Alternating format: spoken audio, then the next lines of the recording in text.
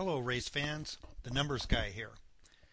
This webinar is an overview of the numbers and an introduction to pattern handicapping and how to use it and the numbers to enhance your thoroughbred handicapping skills.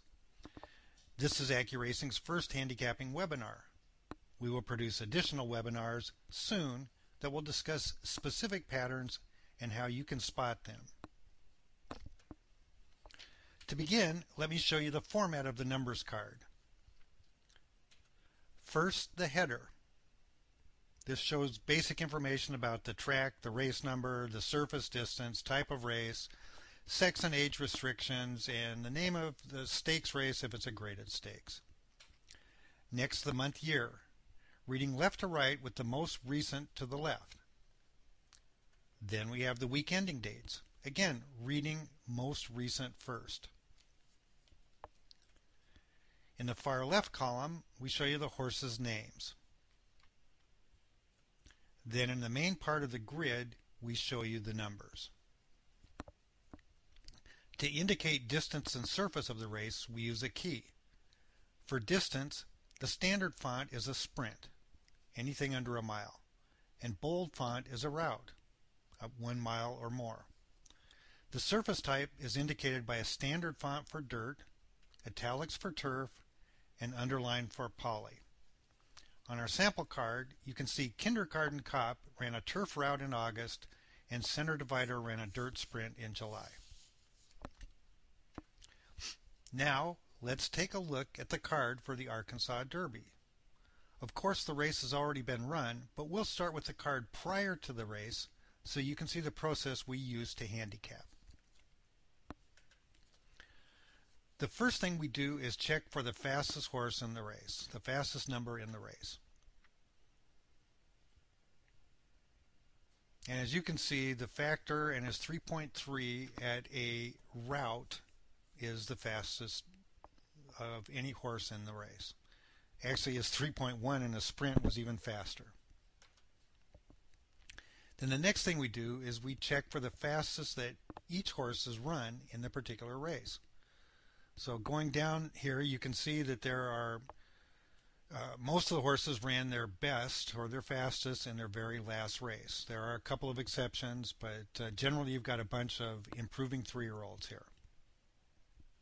We circle these races just so you get a feel for what the caliber of the race is and what you can expect to be a winning or a competitive number in the race. In addition to looking at the fastest numbers, we also stress the importance of looking for progressive patterns or important patterns, and we'll get into that a lot more later. So what we'll do is we'll go down and take a look at each individual horse here and see their fastest number and examine that. So our very first horse is Caleb's Posse, who has a 6.1 in his last race. It's a fast number, no doubt, and except for the factor, this horse looks to be pretty tough in here. However, a further examination of the number and his pattern is a zigzag pattern, and I struggle with this. The 6.2 that he earned in November was pretty quick as he marched down to that. Then he follows that up with a bounce. In his first route race, he bounces to an 18.1, then he improves again back to an 8.3, regresses again to the 13.5, and then zooms forward to the 6.1. So he's in and out here, and he also, just in looking at the Brisnet past performances, this horse is not bred to get a mile and an eighth. He is sprint bred.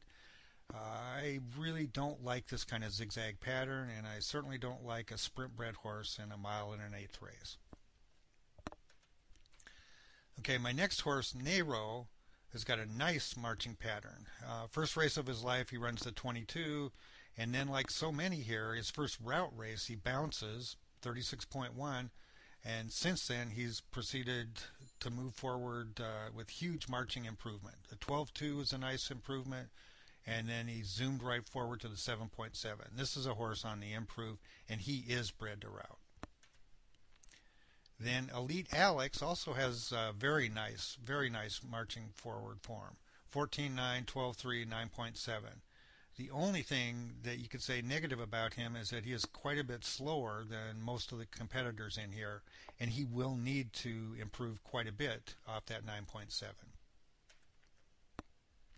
The factor, 3.3. Wow, that is a blistering fast number.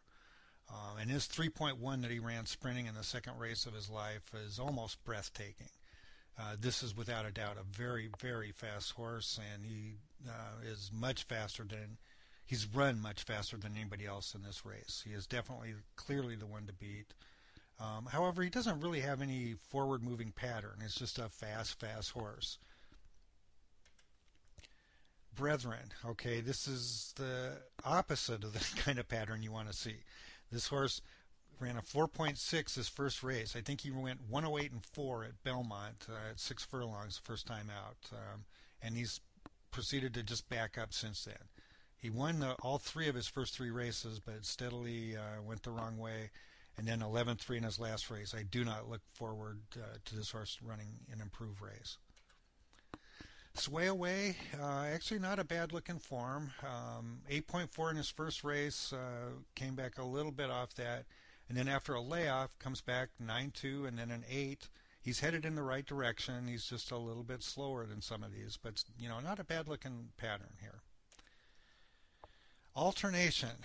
This horse, just to kind of give you a tip, actually ran fifth at 17-1, and if he hadn't been coupled with Caleb's Posse, he probably would have been 60-1 in here.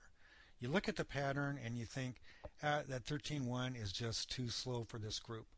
But take a look at the pattern. It's actually quite nice. 15-5 is first out, improves, pairs up, runs 14-3s, improves again.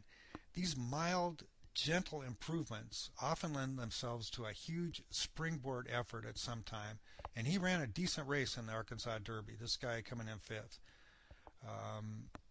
And he also has some time off after that race in February. So even though his race is slow, this horse you could look to improve. Truman's Capote, also 12-2, is quite slow in here, even though it was a huge improvement, a huge step forward for him. He again would need huge improvement again just to be competitive here.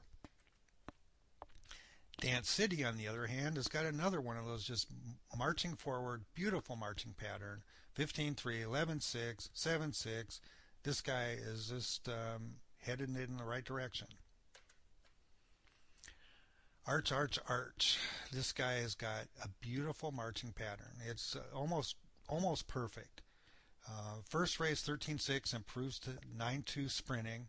And then, like so many in here, he bounces to the moon, 17.4 in his first route race, and then just turns it right back around again, headed right down, 9.4 and down to a 6.7. He's just almost screaming at you that he's going to run another huge monster race here. JP's Gusto. Okay, this is a little subtle read, but this kind of horse I would expect to bounce. Okay, why? He also has got a sharp improvement from the 11-6 to the 7-7. But he also has many races, and he had kind of a plateau somewhere between 9-5 and 11-6, where he ran a whole bunch of races. He's plateaued there, kind of found his niche, and then a sharp improvement like this.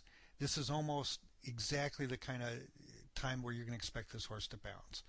In addition, another negative that I see on him is that his second race of his life, he ran a 7-5, and he's never improved on that. This is not the kind of pattern that I like to see. JW Blue, okay, this horse up to the 6-3 had the beautiful marching pattern, again, that I love. That 6-3 was just set him up perfectly. He bounced off of that, ran an 8.4 or 8.5.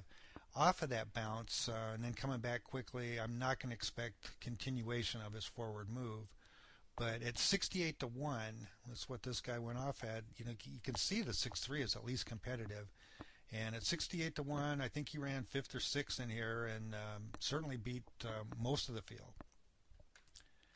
Saratoga Red, 10-5, 8-2. Not a lot to go on. Definitely in the right direction, but he'll definitely need to improve more to run with this group. So let's take a look at what we call the noteworthy misses.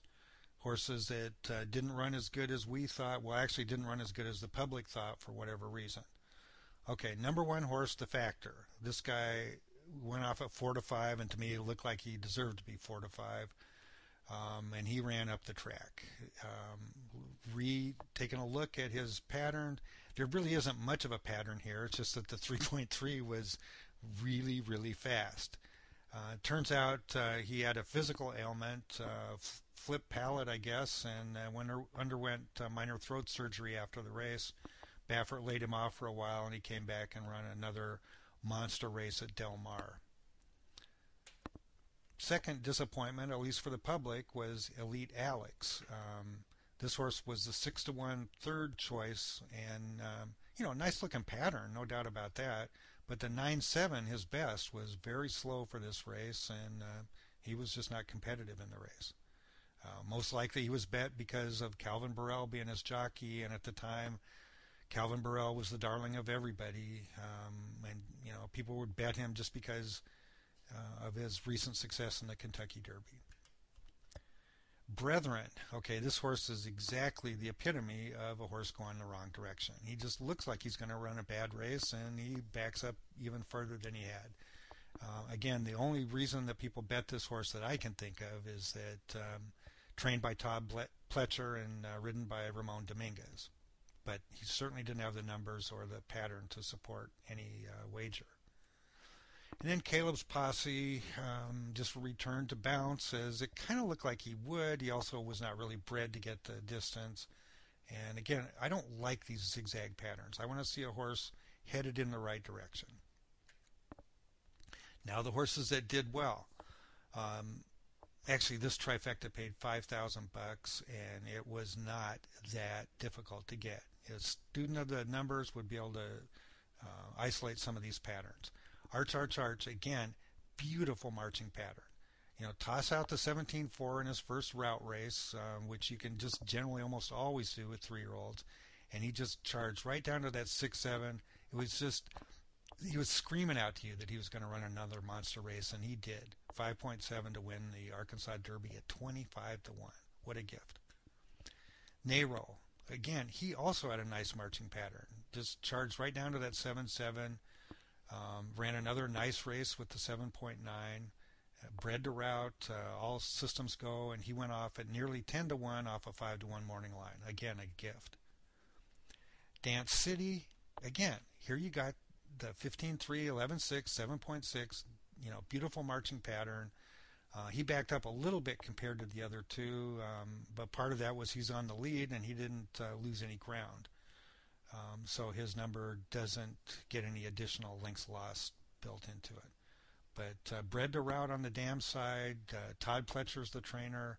Nothing wrong with his pattern. He was easy to see. Well, that's the conclusion of Accuracing's Pattern Handicapping Overview. If you go to our website, Accuracing.com, you can read a description of many patterns and get a free sample of a numbers card. Look for our next videos, and hey, good luck.